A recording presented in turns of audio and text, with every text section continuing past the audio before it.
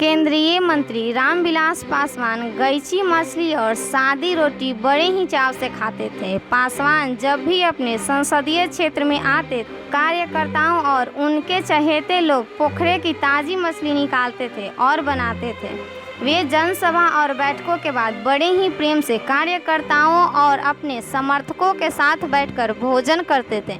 इस दौरान राजनीतिक और सामाजिक चर्चाएं होती थीं। इस दौरान विभिन्न प्रकार की सामाजिक समस्याओं का निराकरण भी हो जाया करता था। हाजीपुर संसदीय क्षेत्र भ्रमण के दौरान पासवान अपने कार्यकर्ताओं से अलग अलग मिलकर उनकी बातें सुनते थे। उनके बात कर लेने से लोगों में बड़ा ही विश्वास पैदा होता था। लोग खुश हो जाते थे, उनका काम भी हो जाया करता था। हाजीपुर के विकास के प्रति वे सदैव प्रयासरत रहते थे। हाजीपुर में भारतीय रेलवे का जोनल कार्यालय पूर्व मध्य रेलवे उन्हीं के द्वारा लाया गया था। इसी तरह से गांधी सेतु के निर्माण में उनका भी महत्वपूर्ण योगदान था। इसके अलावा हाजीपुर शहर के चौमुखी विकास में महत्वपूर्ण योगदान के लिए उन्हें दशकों तक याद किया जाएगा। वर्ष 1977 से लेकर 2020 तक के संसदीय सफ़र में जिनकी जुबान हर समय हाजीपुर को अपनी मां कहा करती थी, वे रामविलास पासवान अब नहीं रहे। यह खबर मिलते ही वह हाजीपुर संसदीय क्षेत्र मर्माहत हो उठा, जिसने 1977 में इतनी वोटों की बख्शीश की उनका नाम Guinness book of world record में दर्ज हुआ और इसी धरती के लोगों ने वर्ष 1989 के चुनाव में अपना ही चुनावी रिकॉर्ड तोड़ने का अवसर दिया। इसके बाद उनका जो राजनीतिक सफ़र शुरू हुआ वह हर कदम के साथ नई ऊंचाइयां छूता चला गया। फर्श से अर्श तक के सफ़र में कदम कदम पर हाजीपुर के लोगों ने उनका साथ दिया।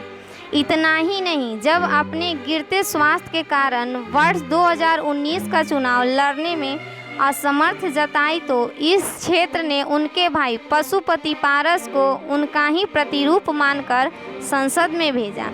ऐसा था रामविलास जी का जादुई व्यक्तित्व हर व्यक्ति को अपना बना लेता था। हाजीपुर को अपनी माँ कहने के साथ ही वे हर सभा में अपने भाषण की शुरुआत एक बड़े वाक्य से किया करते थे, मैं उस झोपड़ी में दिया जलाने चला हूँ जहाँ सदियों से अंधकार है। इसके साथ ही वह माली भी चला गया जो बराबर कहा करता था कि अच्छा माली वही है जो बाग के सभी फूलों को समान भाव से सींचकर बड़ा करता है और उन्हें खिलने लायक बनाता है। यह उनकी राजनीतिक जीवन की फिलॉसफी रही।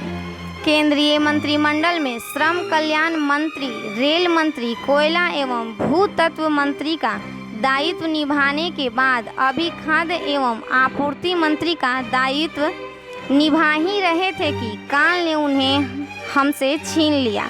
देश में हाजीपुर में पूर्व मध्य रेल समेत 6 नए रेल जोनों की स्थापना का श्रेय उन्हीं को जाता है। हाजीपुर को अपनी मां माना, इसलिए उनके आंचल में एक दो नहीं अनेक बड़ी सौगातें भी दी जो हाजीपुर के विकास की पहचान है। एक छोटे से शहर को विकास की कई सौगात सौंपने के लिए हाजीपुर हमेशा स्वर्गीय रामविलास पासवान को याद करेगा। राज्य की राजधानी के ठीक बगल के इस कस्बाई शहर में पासवान ने कई संस्थान को यहाँ स्थापित कराया। जिस भी मंत्रालय की जिम्मेदारी रामविलास पासवान ने निभाई, उस मंत्रालय के किसी प्रमुख गतिविधि का केंद्र हाजीपुर को जरूर बनाया। यही कारण था कि रेल मंत्री रहते हुए 2002 में पूर्व मध्य रेलवे के जोनल कार्यालय हाजीपुर में बना।